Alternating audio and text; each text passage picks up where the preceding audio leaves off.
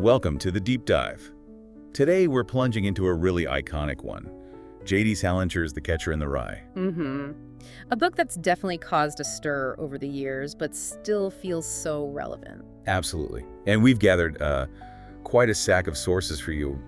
Literary critiques, historical perspectives, the whole controversy around it. Right. So our goal today is to really dig into those sources and pull out the key stuff. Yeah, figure out why this story about Holden Caulfield, this, struggling teenager, still hits so hard. And explore what makes it so controversial and maybe what being a catcher really means in Salinger's world. Okay, so let's start with Holden himself. Who is this kid? Well, he's 16, comes from a pretty well-off New York family. He's clearly intelligent, sensitive even. But also, you have to say, deeply judgmental. Yeah. And not always the most reliable narrator, right? Definitely not. And it's crucial, like you said, that he tells us right away he's telling the story from some kind of institution. Yeah, after a breakdown, after getting kicked out of his fourth school, Pensy Prep, that context just hangs over everything. It really does. It puts us right inside his, fractured perspective from page 1. And to get Holden, you really need to get the world he's pushing against. The backdrop, the zeitgeist of the time. Exactly. Mid-20th century America. Think post-World War II, the Cold War starting up, McCarthyism. A lot of anxiety, but also this huge push for conformity. Yeah, consensus. Everyone aiming for that same middle-class suburban ideal, Levittown, TVs, cars. Materialism was booming. Even religion sort of played into that comfort. Yeah. That God approves of this nice life kind of message. But even with all that apparent prosperity, some thinkers were seeing cracks in the picture window, as one writer put it. Like, Well, people like David Reisman, he talked about this shift from being inner-directed, guided by your own values, to being other-directing. meaning shaped more by what everyone else thinks and expects. Precisely. And that loss of individualism, that pressure to conform, it bred this undercurrent of, depression, alienation, loneliness, the very things Holden is swimming in. So it wasn't just him feeling this way. Not entirely. Even big scientific ideas, like Einstein's relativity, added to a sense of uncertainty. The universe felt vast, maybe unknowable. And the atomic bomb showed science could be terrifyingly destructive, that haunted insecurity, as sources call it. Right, and then you had philosophical ideas creeping in, like existentialism from Europe, Kierkegaard, Sartre, asking big questions about meaning. Did many Americans really latch onto that back then? Not widely, no, but the ideas were in the air. Albert Camus and absurdism, for instance, this idea that searching for inherent meaning is maybe pointless. But you can still revolt. What does that mean? It means kind of defiantly living anyway, sticking to human values even in a meaningless universe. And Holden, in his own way, embodies that. He's this frantic, maybe naive, but definitely revolutionary hero against the phonies. Ah, yes, phony. That's his word, isn't it? For everything he hates. It's his ultimate insult. It covers everything in sincerity, pretension, lack of authenticity. He sees adulthood itself as this disease almost, and phoniness is the main symptom. Which is why he idealizes children. His sister Phoebe, his dead brother Allie. They represent that unspoiled innocence he craves. Allie especially, because he'll never change. But here's the tricky part, isn't it?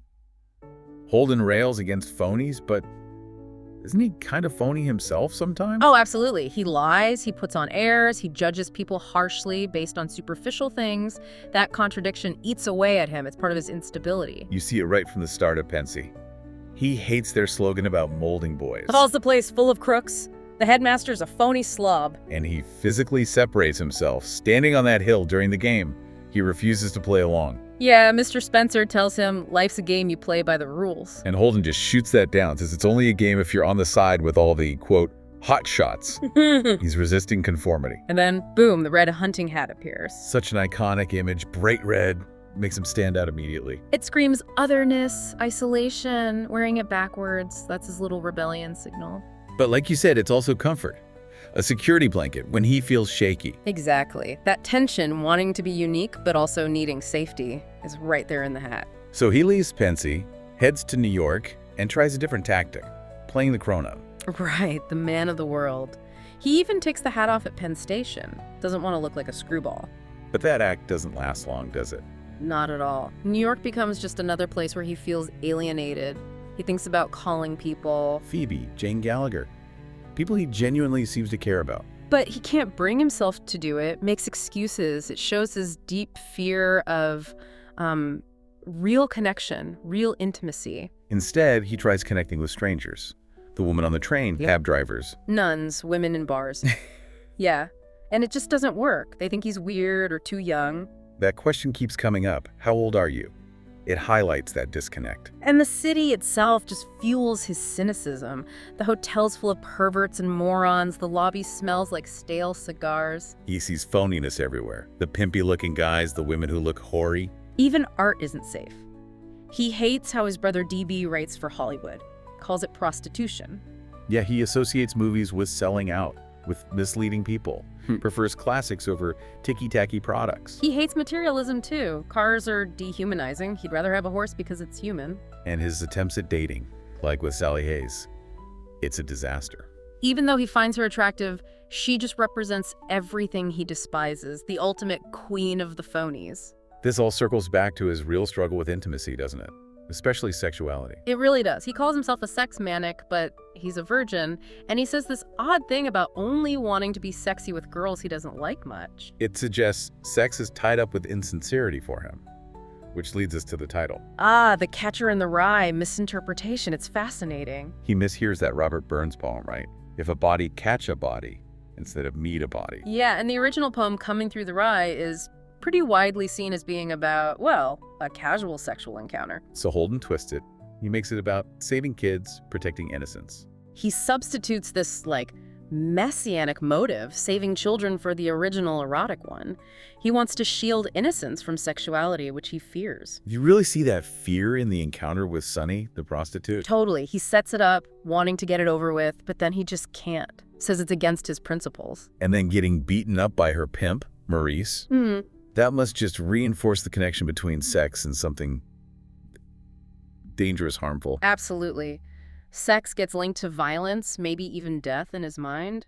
It's deeply troubling for him. And all this anxiety, this feeling of being lost, it comes out in those questions about the ducks. Central Park ducks, where do they go in winter? It seems random, but it's not. He's projecting, isn't he? His own fear of being frozen out, having nowhere to go. Exactly, and the cab drivers just brush him off. They don't have the answers. It just emphasizes his loneliness, his feeling that nobody understands him. So he's feeling more and more overwhelmed by all the phoniness. What's his next move? Well, his strategy kind of shifts towards pure isolation. He ramps up the criticism, consumer culture, fancy schools, meaningless chat. And he has that blow up with Sally Hayes, suggesting they run away together. Yeah, escape to a cabin out west.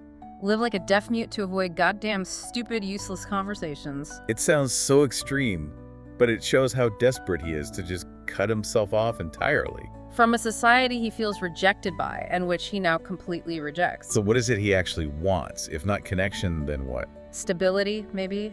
Unchangingness? Look at how he feels about the Museum of Natural History. Oh, right.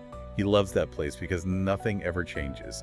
The displays, the Eskimo figure, they're always the same. He finds comfort in that stasis. It's the opposite of growing up, of facing life's messy changes. He wishes he could put people he cares about in glass cases, keep them safe and unchanged. But reality intrudes. Even there, he finds that graffiti. The fuck you written on the walls. First at Phoebe's school, then even in the museum. It drives him crazy.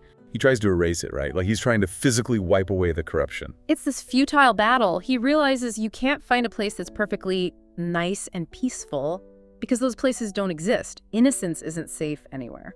That realization must be crushing for him. It leads into this idea of falling that runs through the book. Yeah, that motif is everywhere. Literal near falls, on ice, on stairs.